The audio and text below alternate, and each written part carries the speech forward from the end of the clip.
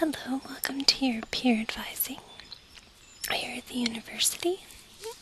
I'm going to be helping you today get settled and get ready for your upcoming fall quarter.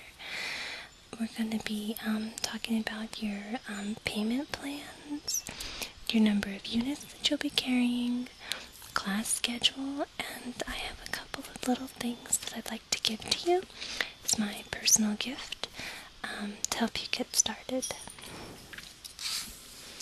So today, like I said, we're going to go through a couple of things just to make sure that you're all ready and set to start this quarter.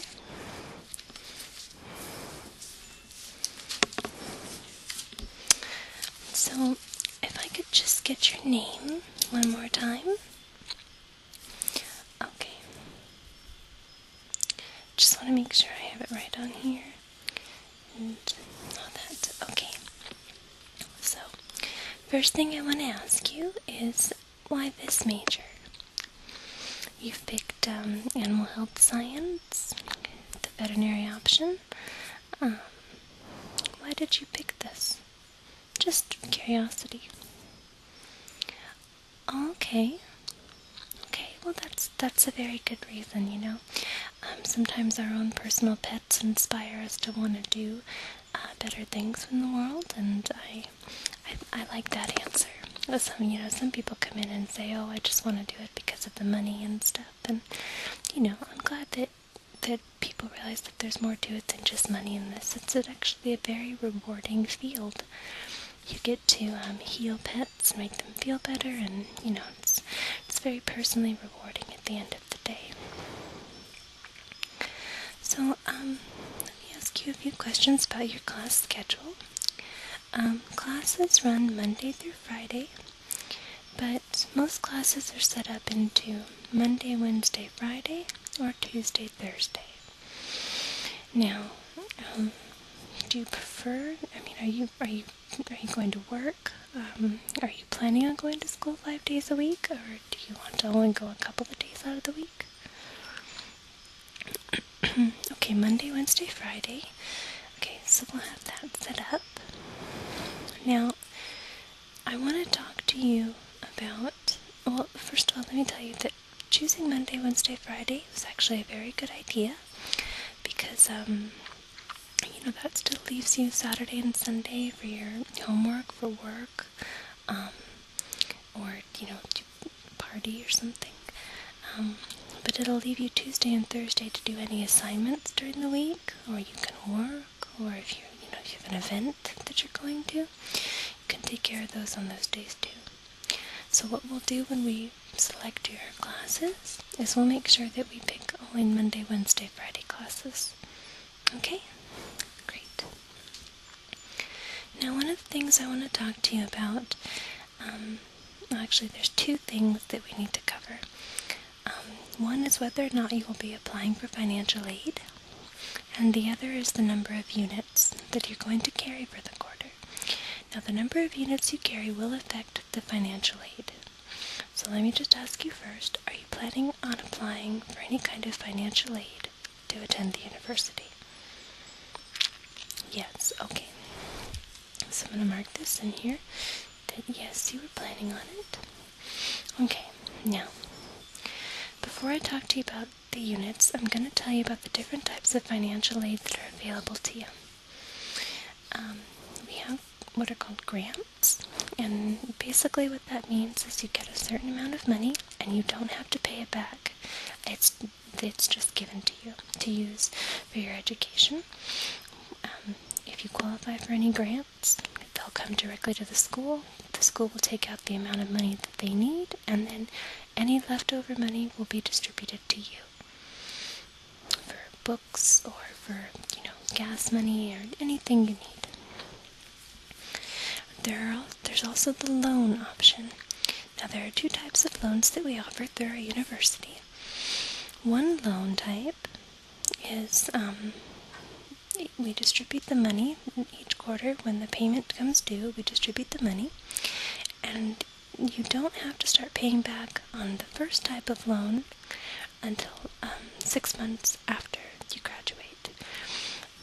the good thing about this is that, you don't have to worry about paying on it, like I said, until 6 months after you graduate.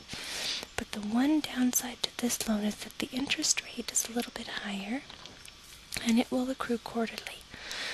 So every 3 months the interest will accrue. The interest rate on this, like I said, is a little bit higher on the first type of loan. Okay? The second type of loan, you also get a disbursement of money at the beginning of every quarter. Whatever the school needs to cover your tuition fees, it will take. Anything else will be distributed to you. Now, the not so good thing about this second loan is that the interest begins accruing from the very first time that you get the money. Whereas with the first type of loan, the interest does not begin accruing until 6 months after you graduate. But remember, it's a bigger interest rate. With the second type of loan, your interest accrues quarterly from the time that you start using the loan money, but the upside is the interest rate is significantly smaller. So, if you were going to select the second type of loan, I do encourage you to start making payments on it, so that you keep the balance low and you don't have to worry about it getting too high. But yeah, so those are the types of financial aid. Now, before you decide on that, I have it all written down here because I want you to take it home.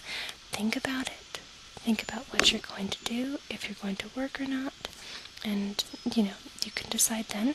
You don't have to decide on the type of financial aid until a week before the term begins. Okay? Now, I'm going to tell you about your unit load because the amount of units that you carry will affect your financial aid. Now, at our university, 8 units or less is considered part-time or half-time student, whereas anything 8 units or 9 units or higher is considered full-time, with the average person carrying 12 units full-time. Now, here's how this affects your tuition. If you're only a part-time student, you do not get as much money in loans, and you do not get as much money in grants if you qualify for them. The school does not give as much money for part-time students because they assume that you are working and that you can pay some bit of your tuition. So they won't always give you more. If you're a full-time student, typically the amount of tuition, the amount of money in financial aid that you get is enough to cover your tuition for the quarter, and it's also enough so that you have some left over so you can buy books or something. So I do encourage you to carry 12 units. But again, I'll let you think about that because it needs to be something that you yourself are comfortable with. You need to make sure that you can handle carrying the 12 units and being a full-time student. Okay? Okay. Now, there are 2 classes that you must take the fall quarter of your freshman year. And those are Orientation to the College of Veterinary Science and Orientation to Animal Health Science, because Animal Health Science is your major, but you belong to the College of Veterinary Medicine. So basically those classes they're very easy classes.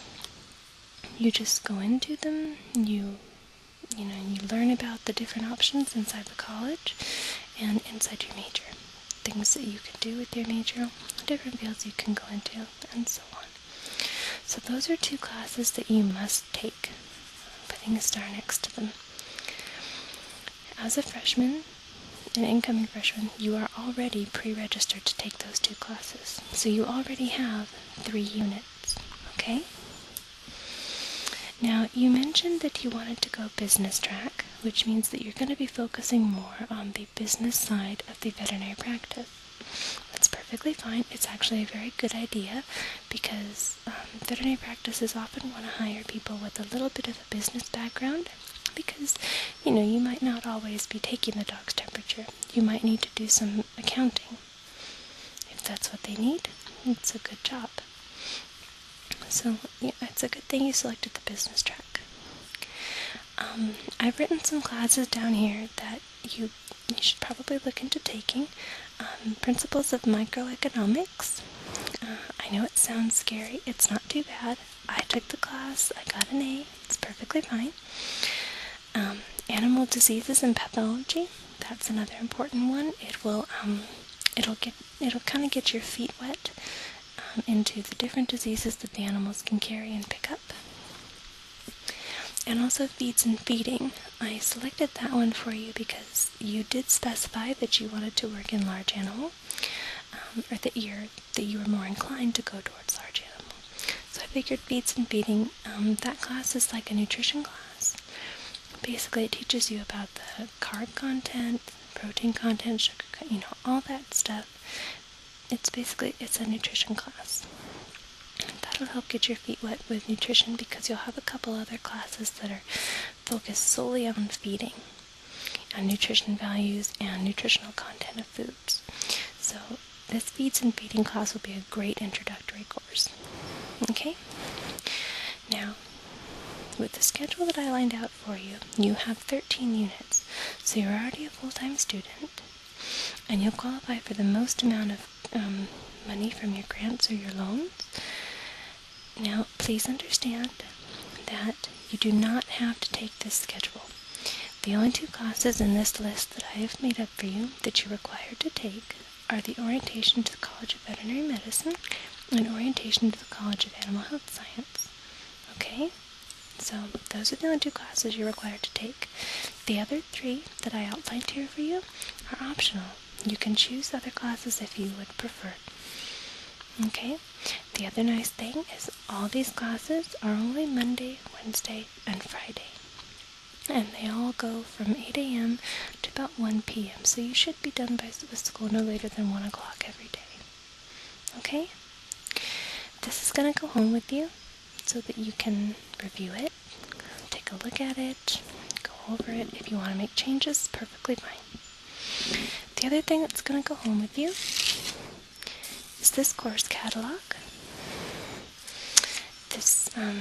You'll need this to help you pick out your classes. I have flagged the chapters with your courses in them.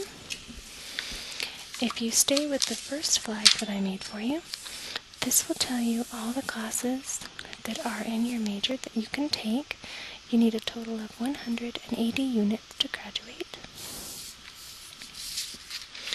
This is just, this second tab is a list of the core classes, which are the classes that you are required to take in order to graduate with a bachelor's degree in this major. So this you can go home and take a look at.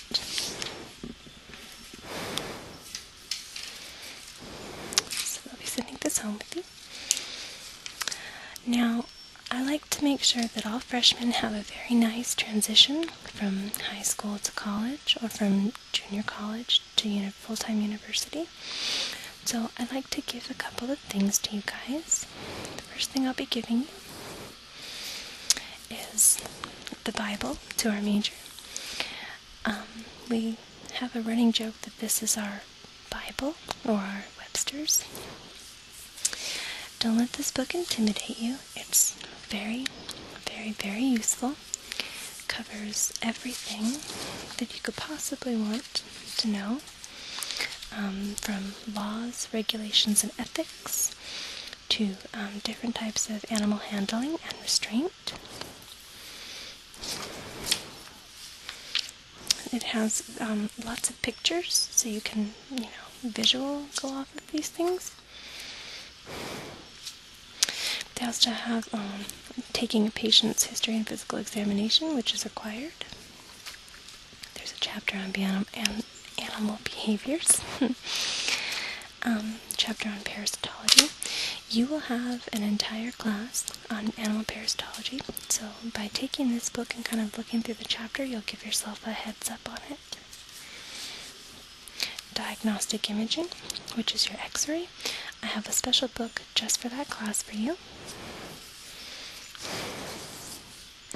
Sampling and therapy techniques, large animal medical nursing, veterinary anesthesia. This book covers everything you need. So this is yours. another book I have for you. That, by the way, that book usually ranges about $300, so you're saving some money right there. I like helping freshmen save money however they can. Next book I'm going to be giving you is Laboratory Procedures for Veterinary Technicians.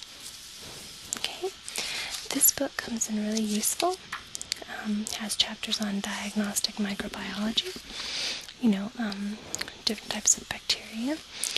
Also a chapter on internal parasites, everything from fleas and ticks to different types of worms and nematodes and stuff. And this one also has a lot of pictures in it. It also covers blood, so that you can learn how to identify your white blood cells and your normal and abnormal red blood cells. So this is a very good book. This book is normally about $75, so you're going to be getting that one to go home today too. And quite possibly my favorite book is the Radiography in Veterinary Technology. I love this book. This class, you have a lecture class on this and you have a lab class on this. In the lab class, you'll be learning how to position the animal and how to, develop the film. You'll also learn how to take digital x-rays, and it's just a really fun class. It's so much fun.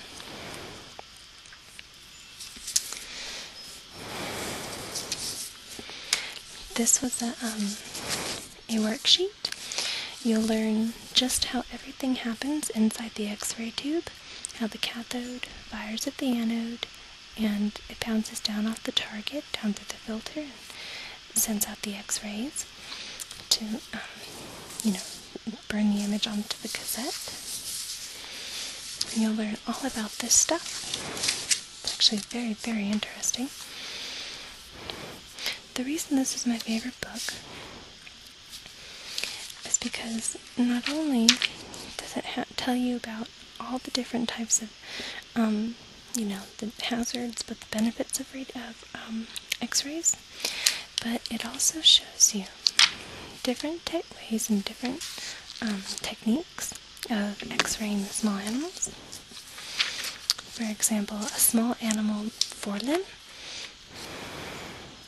Okay, it'll show you, like if someone said take an x-ray of a scapula, it shows you how to position the dog so that you can get the scapula in there, and then it'll show you what the scapula should look like if it's properly radiographed. So it shows here how you would position the dog laterally, aim the beam in the center, in the middle of the scapula. It tells you how to measure the animal so that the beam is at the right frequency. And then it shows you where to place the cassette so that the image gets placed right in the middle. I think I can show you my favorite one. And you'll have a veterinary technician working with you the entire time, so that you're doing this right, and that you're also shows you how to take mandible and lower dental arcade x-rays with the little films. Possibly my favorite, and what I find the easiest one to do, is the animal's thorax from a dorsoventral view, which is basically from the top of the animal down to the bottom of the animal. You just place the animal in the lying position, center the beam on the plate, and it should come out like this. Okay, you can see the little bits of the white ribs, the heart and the lungs. You can see the other stomach down here. All this blank spot, the lungs are the air in the lungs.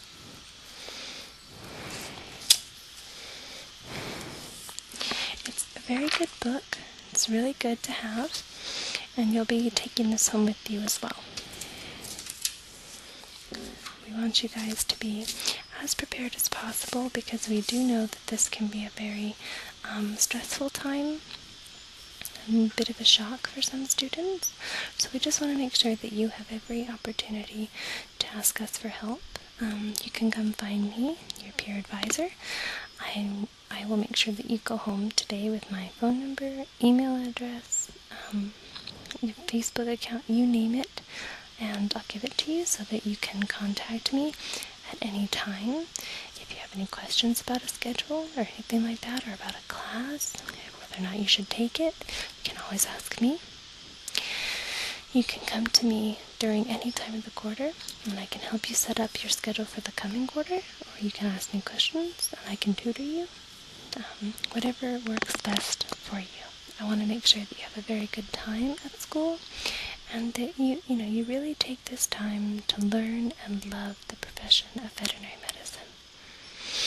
So again, thank you for making sure that you made it to this peer advising meeting, and again, I will be around all the time, so you can always find me and talk to me if you need me. I wish you good luck on your first quarter at our university, and I'll see you again soon. Bye-bye.